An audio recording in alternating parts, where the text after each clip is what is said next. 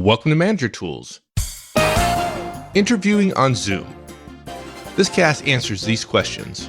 What's different about interviewing on Zoom? What can I do to make interviewing a candidate on Zoom effective? What special steps should I take for a Zoom interview? Well, if you want answers to these questions and more, keep listening. Here we go.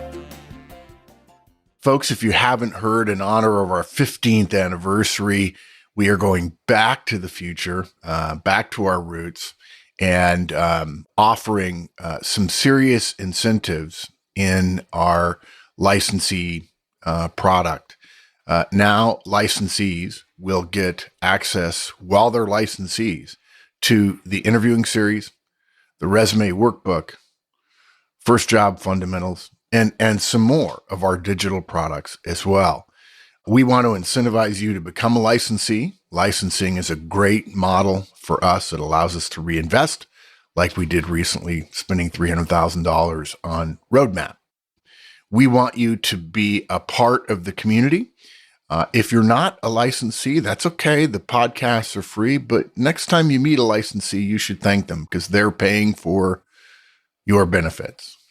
Hope to have you become a licensee and send me a mail and tell me your story. I look forward to it.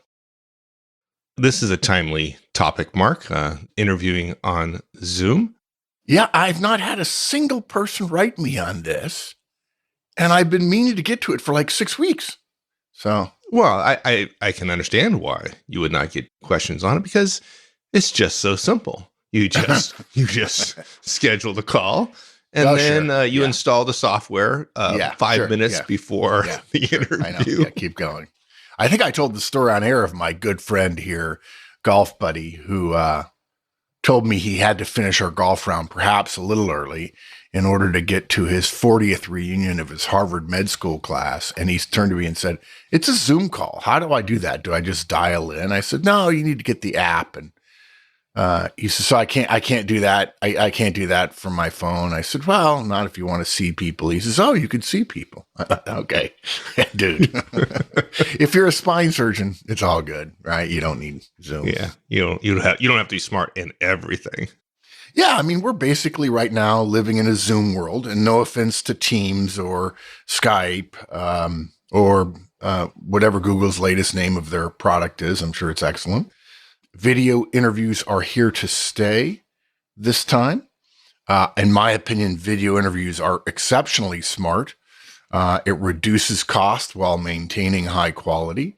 I'm not against the idea of having face-to-face interviews before a final decision, but I'm also not against having Zoom interviews and making a hiring decision on somebody.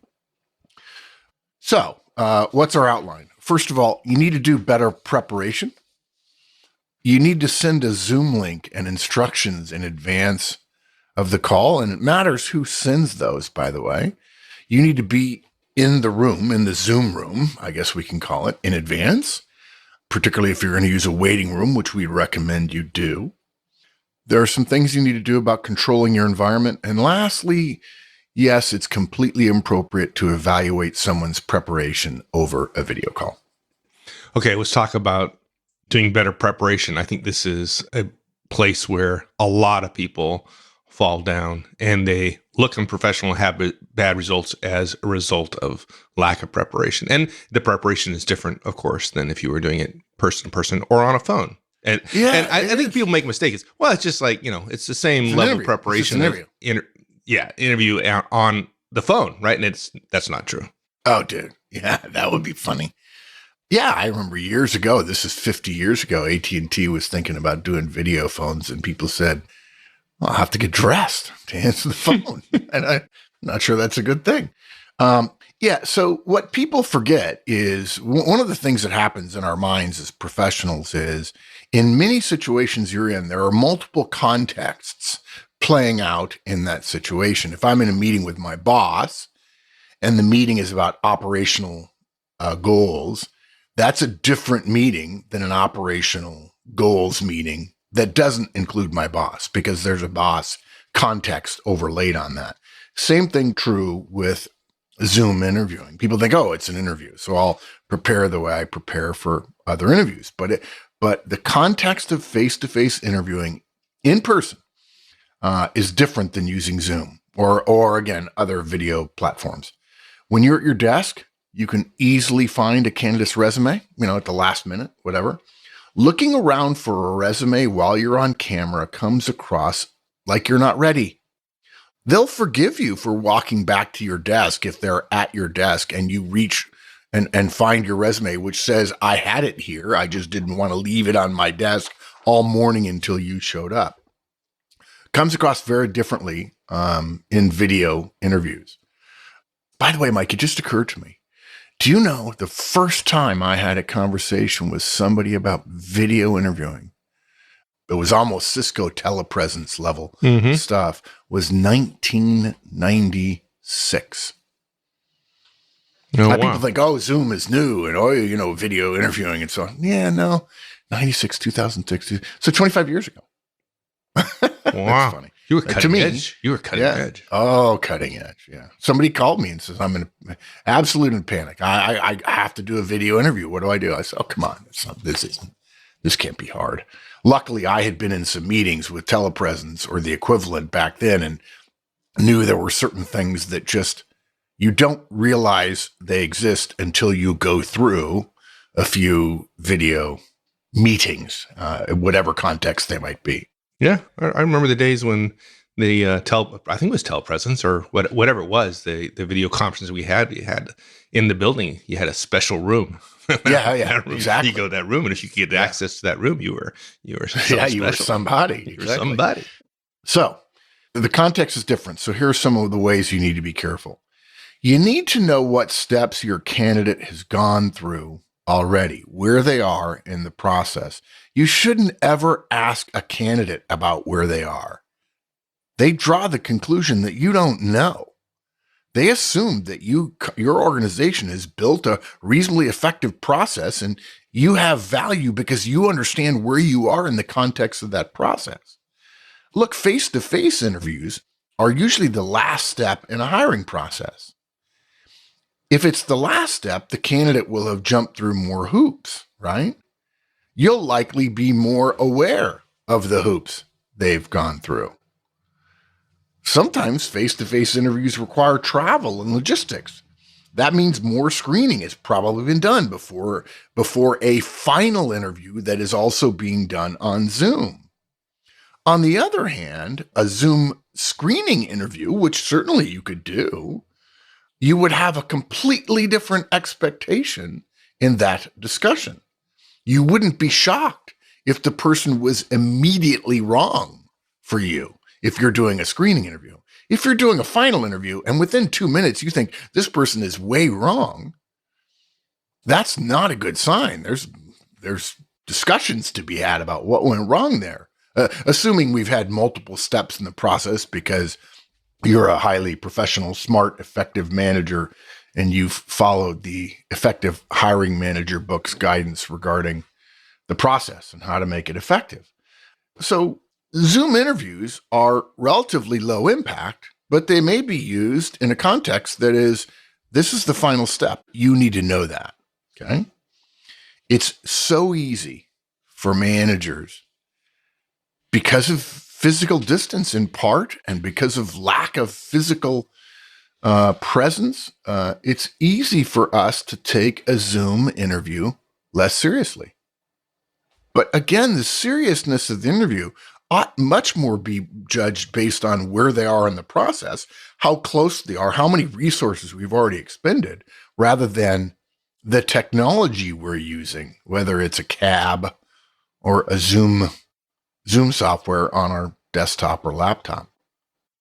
Even if it's not the candidate's final interview or even one of their final interviews, an unprepared interviewer is an unprofessional interviewer. It's disrespectful to the candidate. And if you get caught doing it, it will be seen as Zoom interviews will start getting a reputation of being blow-off sessions. Yeah, they're doing a Zoom. It's not. They said it was going to be a final interview, but they clearly didn't mean it. They just did a Zoom thing on me. Or if it was a final interview and they're that bad, I'm not going there. Yeah, exactly. Okay, so that's context. Okay, you've also got to study the candidate's resume well. Highlight accomplishments about which you intend to ask for elaboration. Highlight areas of concern. In many cases, the candidate can see it. I've had that happen depending upon how you have your camera set up. Saying to a candidate, I've done it in a video interview, have their resume on a clipboard, reach down and pick it up. And I said, I've got your resume here. You'll see that there are 2 or 3 areas I've highlighted. Can I ask you about them? So you wouldn't say like, oh, hold on a second while I go get your resume off my printer. Oh, no. Even worse. The manager goes, hey, look, do you have a copy of your resume? Which, by the way, might work in a face-to-face. Okay. It might. I mean, candidates are in a subordinate position, whether they realize it or not. And most of them do. And so he wants to look at my resume. So I get it out. Of course, the smart candidate goes, dude, everybody here has had my resume. I've had 2 or 3 screening interviews already. I can't believe you're preparing to interview me and you don't have it. But whatever, they'll give it to you. Okay. I would actually hold it up and say, I've highlighted it.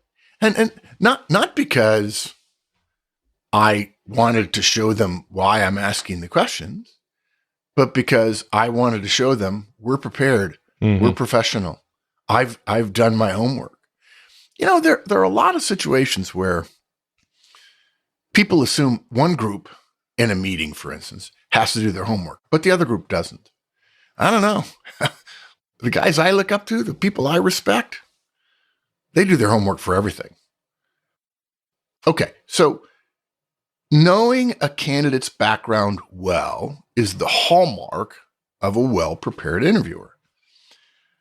If a candidate perceives you don't know their background, especially if they've prepared themselves and they know their own background, if you haven't done that, it's a sign that the culture you're in, your company, doesn't care about people and tolerates lack of preparation for important meetings. And I can't imagine a more important meeting than an interview. In fact, we tell people when we teach people how to be interviewed, we say something along the lines of, if an interviewer asks you, say, no, I'm not going to answer my phone, or no, I'm at your disposal. This is the most important thing I'm doing today.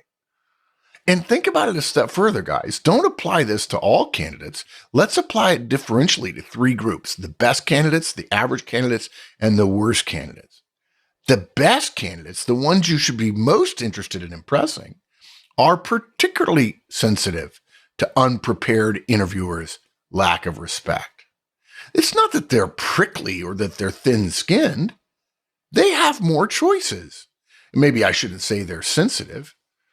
Maybe I should say, you look bad, and you shouldn't look bad to the best candidates.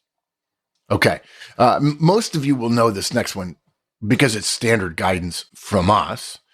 And I still know plenty of people who don't follow it. And I feel like you call me a cowboy because I've started a couple of companies, and you walk into interviews thinking that you can just shoot from the hip. Yeah. So our next bit of guidance is you've got to have prepared questions. The single biggest tactical mistake by most interviewers, in my experience, having watched thousands of hours of interviews on videotape, analyzing, documenting, cutting them apart, putting them back together, looking for clues, looking for answers for what works and what doesn't work. Single biggest tactical mistake made by most interviewers is not having all of their major questions prepared in advance. And the way this plays out on the battlefield of an interview is that if you don't know your next question in advance, a weak interviewer spends time worrying what their next question is, when they should be listening intently to the answer to the question they just asked. And the whole point of interviews is for the candidate to answer questions. It's mind-boggling to me that I'm not going to prepare. I'll just wing it. And then you literally, by doing that, you submarine the very basis for the whole interview. You also have to know your interview's end time. Context is different for Zoom interviews. In a face-to-face interview, they have to physically leave your office to go somewhere else, and they've probably planned time for that. But if you run along in a Zoom interview, you may make your candidate immediately late for another obligation, whether it's with another manager at your company doing an interview. And there's just no excuse for making someone late because of your interview. If you can't get it done efficiently, then you need to get better at interviewing. But you need to know when your end time is. Now, if you say, I have 15 extra minutes afterwards, you can ask, is that convenient? And the candidate may choose to say, listen, I'd love to, but I can't today. They told me it would be from 3 to 4. And that's where technology both hurts and helps us, depending upon how you look at it. Sure. Yeah, I think the other thing we need to talk about is sending out Zoom links and instructions prior to the interview, doing that in advance. And I think part of it is, if you're on Zoom, you may assume that everybody knows about Zoom, right? I mean, these days you could make that assumption, I guess, but you would be wrong, right? Yeah. And if that assumption and lack of providing instructions makes the interview a worse experience for the interviewee or you, that's a waste. Yeah. And that's your fault. It's your fault, right? Yeah. Look, with Zoom, you probably know this, but you have to create a meeting invite. You've got to send that in advance. Not at the last minute, okay? Because you're creating the space in which you'll conduct the interview. Zoom meeting invites have leapt in the pantheon of technology assistance in the workplace today. They have leapt right up to be equivalent to an Outlook or a Gmail calendar invite. You don't send calendar invites at the last minute. You don't do it. Not if you expect a reasonably successful person to attend, because their time is already scheduled. Okay. So you got to send it in advance, not at the last minute. Okay. When the interview is scheduled, you have to send it. If someone else chose the time for the interview, a recruiter, which would be dumb, but whatever, or an HR person, which happens all the time, prioritize your courtesy to your candidate and do this brief task where you send the note, send the meeting invite, the next moment you have.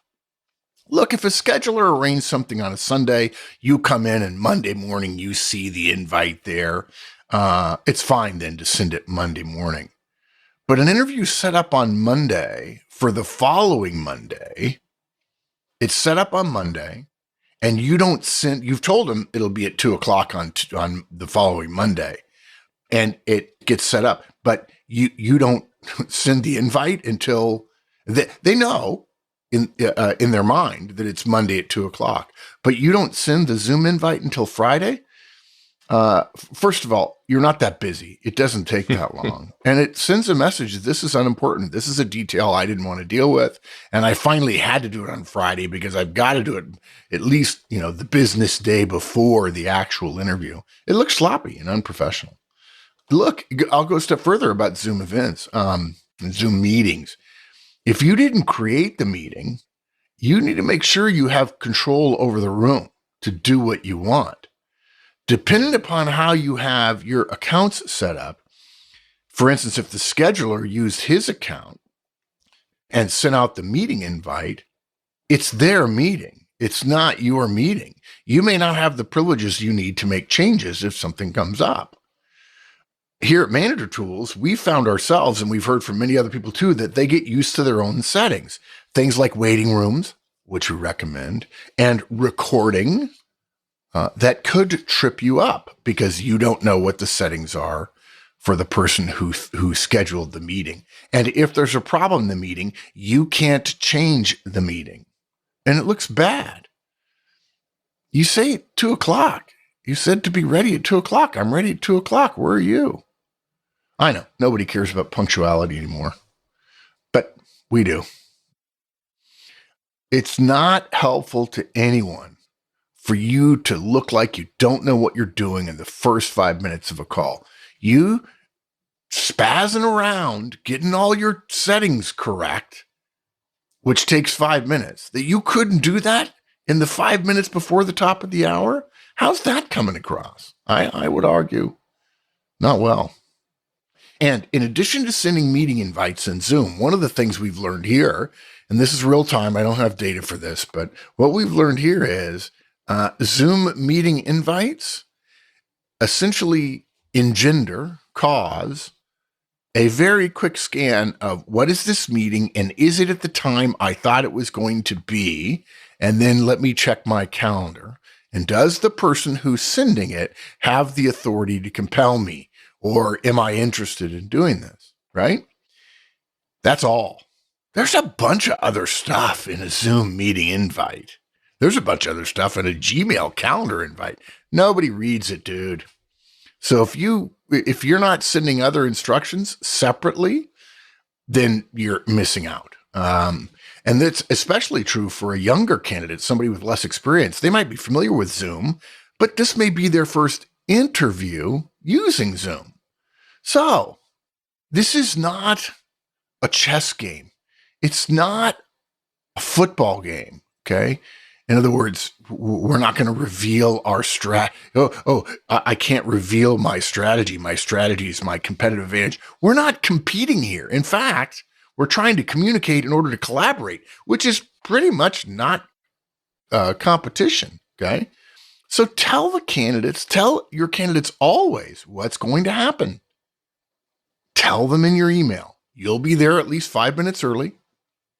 You'll set up the meeting to have a waiting room. You can do this, or you can tell them it's already been done.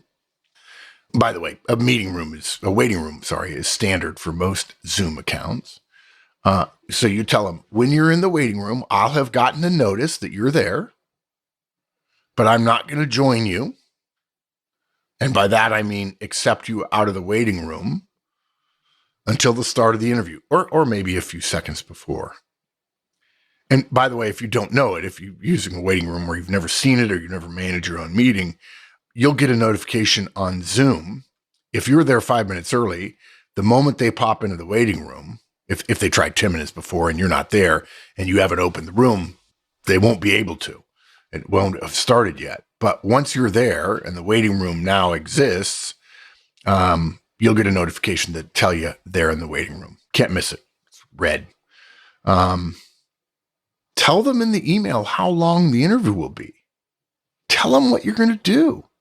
Tell them it's a couple of minutes of chit chat followed by a series of questions that you've already prepared. Then they'll get a chance likely to ask a couple of questions, and then you'll wrap up.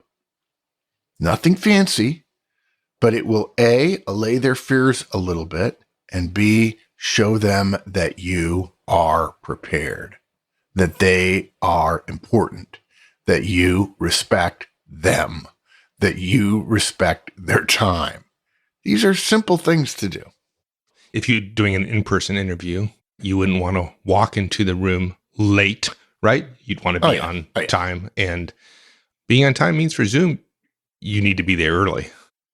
Yeah, so you got to be there in advance. We've essentially alluded to this. Be in the room at least 5 minutes before. If you show up at the last minute, and depending upon your lack of preparation regarding your Zoom sessions, they'll already be there as you're setting up.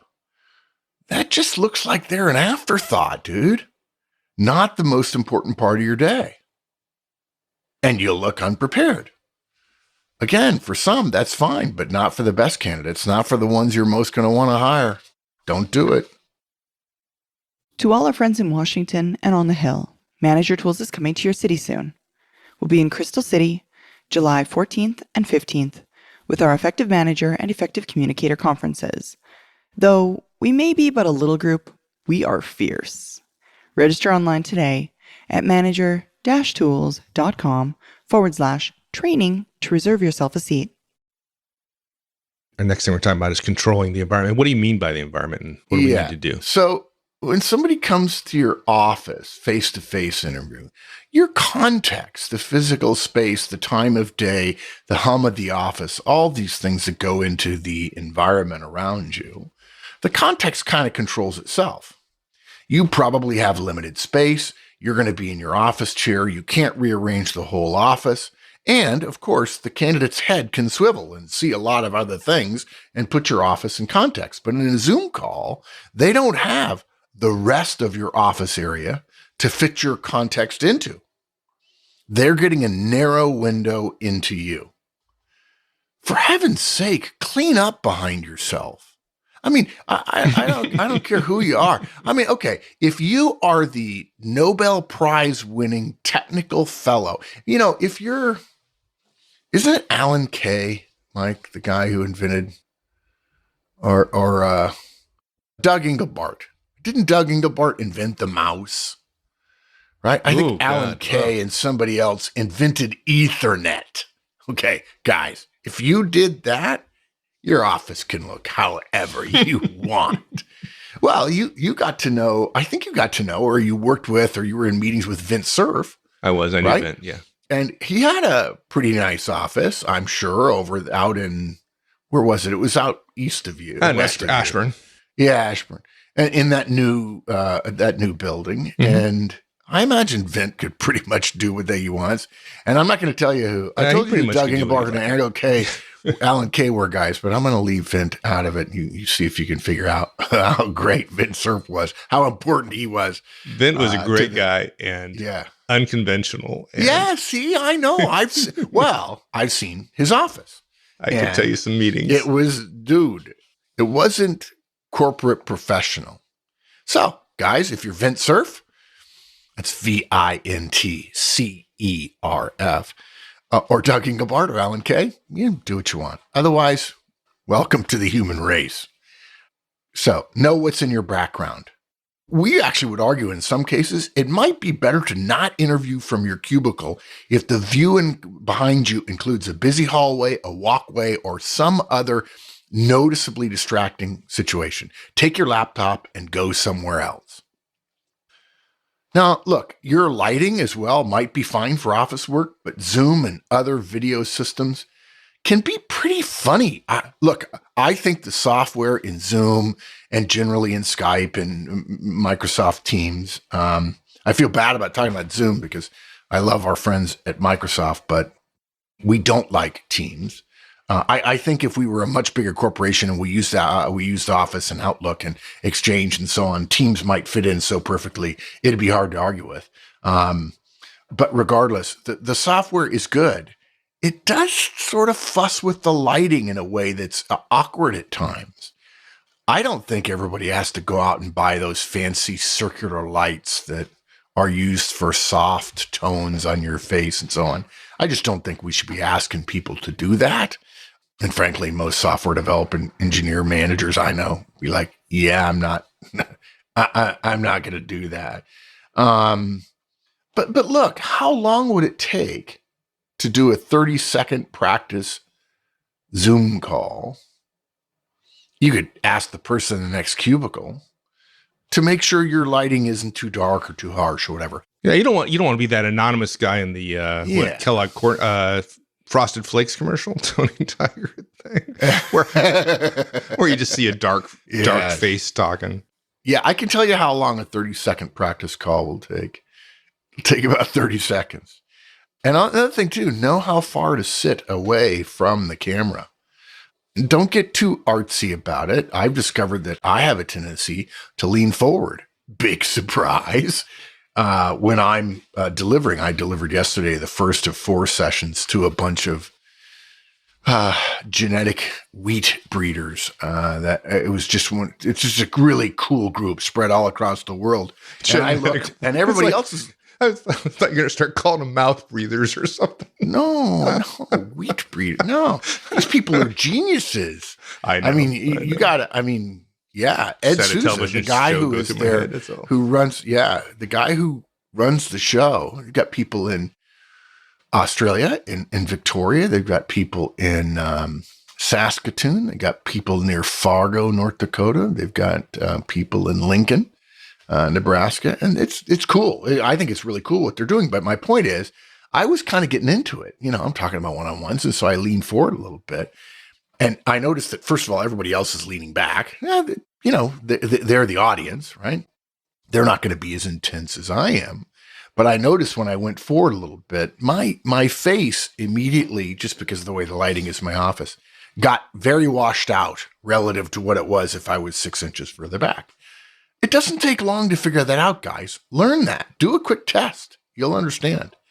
Now, look, if you insist on using your laptop as opposed to a desktop or whatever, that's fine.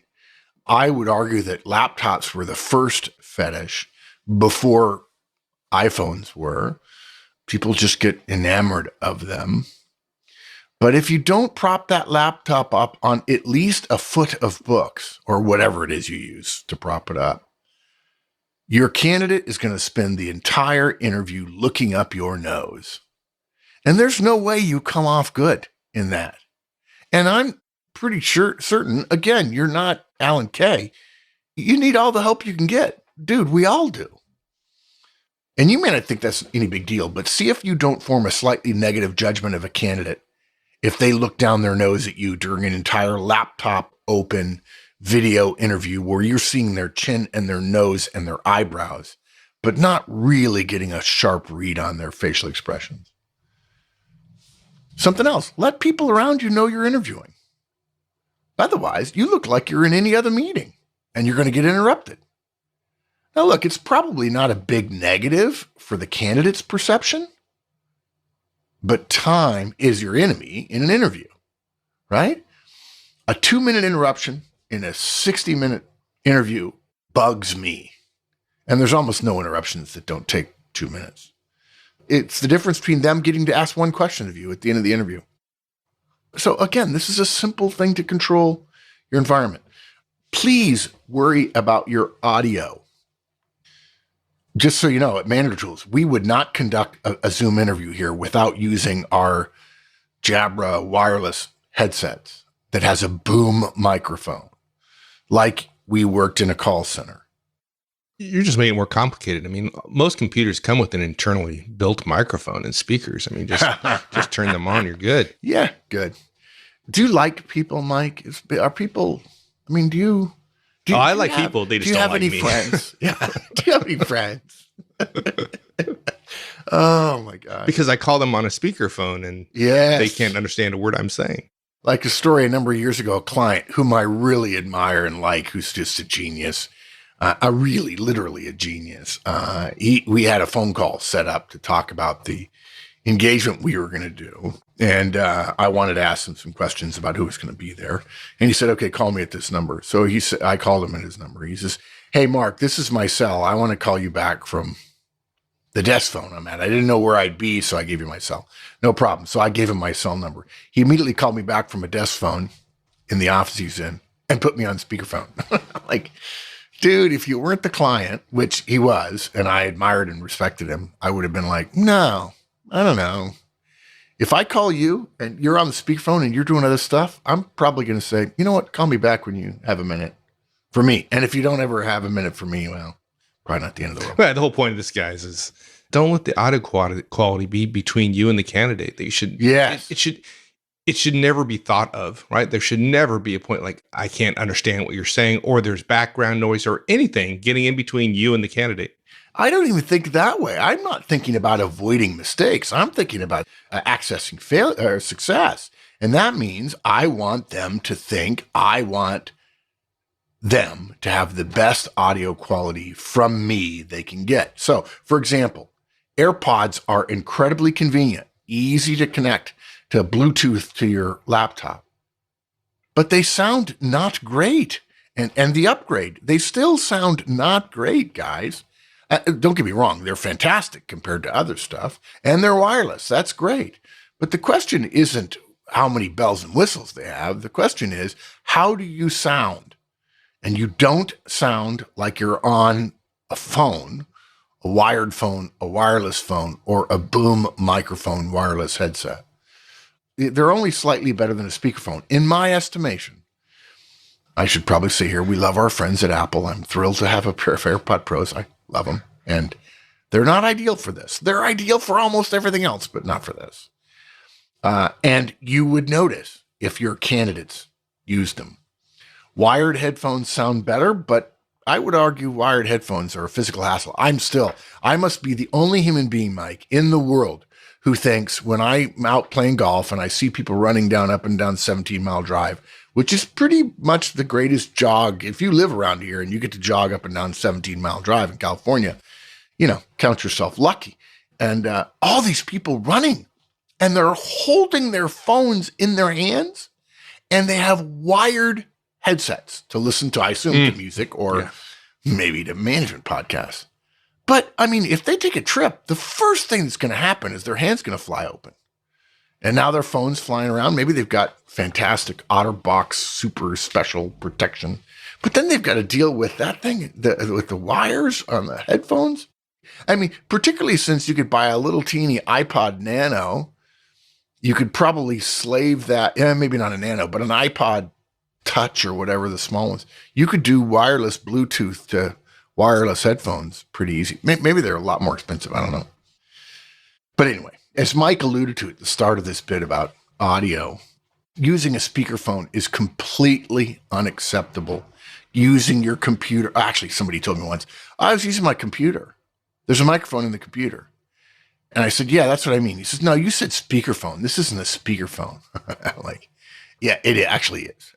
That's what it is. Because since communication is what the listener does, yeah, it actually is a speakerphone. Also, in a face-to-face interview, even in your cubicle, it's easy to focus on the candidate. But now your view of the candidate is through your computer, which is literally a distraction machine. It literally beeps and chirps and whines and reaches out and grabs you. So turn off mail, turn off Slack, shut down your messaging clients. Please check that your screen isn't going to pepper you with notifications and alerts. Guys, I've seen screens with software update requests, reminders to take a break. Like this person has anger management problems or something. Take a break, got to get away. Medication reminders with the name of the medication. I mean, no, get serious. Focusing on the candidate means planning in advance to allow that focus. And when you're in Zoom, don't use gallery mode so you can see yourself and them. Give them the whole screen. You don't have to go full screen, but you should stay on them. It's called pinning their video. All you'll see is them. If you just leave it normal, it'll be speaker view. And when you're talking, it will show you or them. Right? You want it on them all the time. You want it guaranteed on them. Yeah, I remember before we were even doing podcasts 15 years ago, so it had to be at least 16 years ago, probably closer to 20. Yeah. And you were describing to me what you did when you were interviewing somebody on the phone. I'm sure we talked about it in our interviewing series, actually, in terms of phone interviews, which is you would sit back, you would close your eyes and envision the face absolutely of the individual you were talking to. And so the idea that you're doing a Zoom call and you're not looking at the person's face and reading their expressions, right, seems inconceivable. Princess Bride reference. And I will say that we're not suggesting you don't take notes. The rest of our guidance about asking questions and taking notes and being able to probe and so on, all that still holds. It's the Zoom context around that changes things. And you should probably tell them as well, the way we tell you to tell them when you're not interviewing in Zoom, hey, look, you'll see me taking notes. It's okay. I take notes all the time. And if you're old like Mike and I, you can say, I'm old. And if I don't write it down, I'll forget it. Okay. Last thing, evaluate their preparation. Don't be afraid to draw conclusions about your candidate's professionalism and level of preparation from what you see on the screen, okay? The context of somebody coming to your office causes some people to dress up, which we would argue is appropriate. It's less common than it used to be, but then so are politeness and manners and thank you cards and being off one's phone when someone is among other people, including one's friends. What is commonly done is not an excuse for behaving commonly in an interview. You don't wear the same thing to the supermarket that you do to a funeral.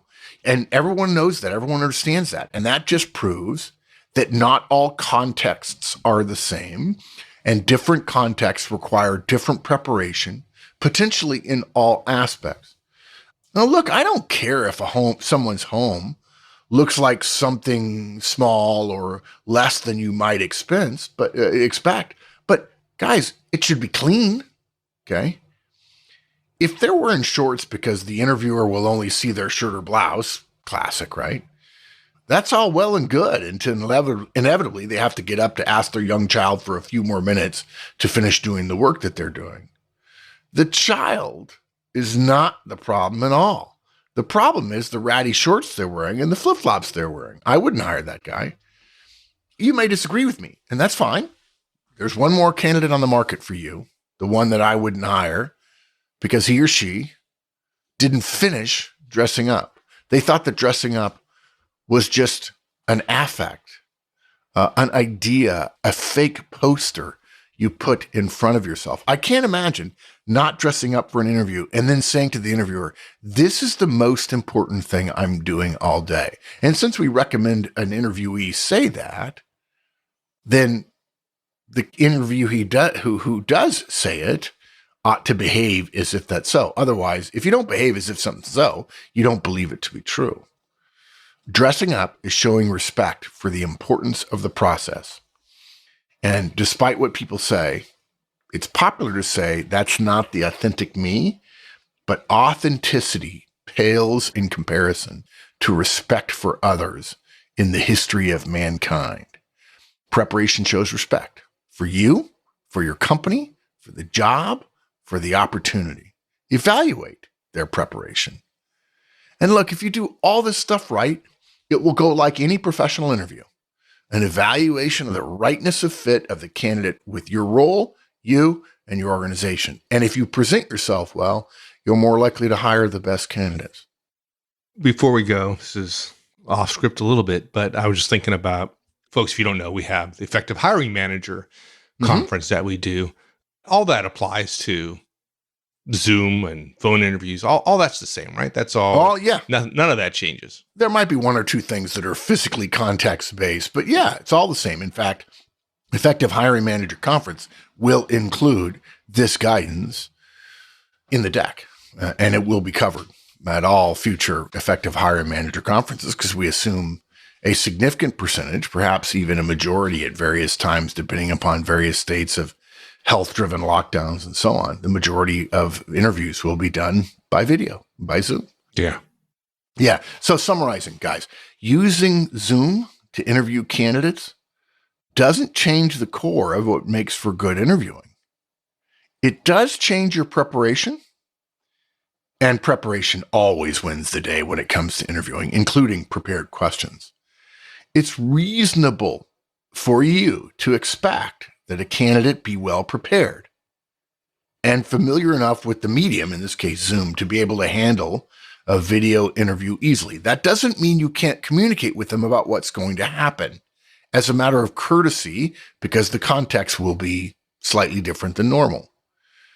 And there's no question, a good interviewer can make a hiring decision over Zoom if she has to, and we recommend you do. Folks, we end with another shout out to our long-term licensees, but this one's a little different. We've spent some time commemorating our 15th anniversary recently, and we want to commemorate the very first licensees we have, even if in fact today may not still be licensees. So our first three licensees, we want to thank Josephine Murphy of Ireland, Olivera Cresta, who I know is still listening. He wrote me an email the other day from Italy. And wait for it, our own Wendy Lord from the United Kingdom.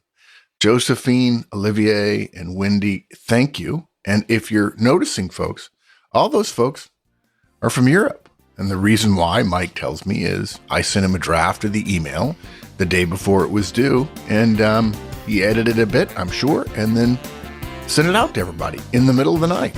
And so that was Workday over in Europe, and those people got first shot at becoming licensees. That was 15 years ago, and we'd like to say thank you. Awesome. All right. Thanks, my friend. I enjoyed that. Anytime, partner. That was fun. See y'all later.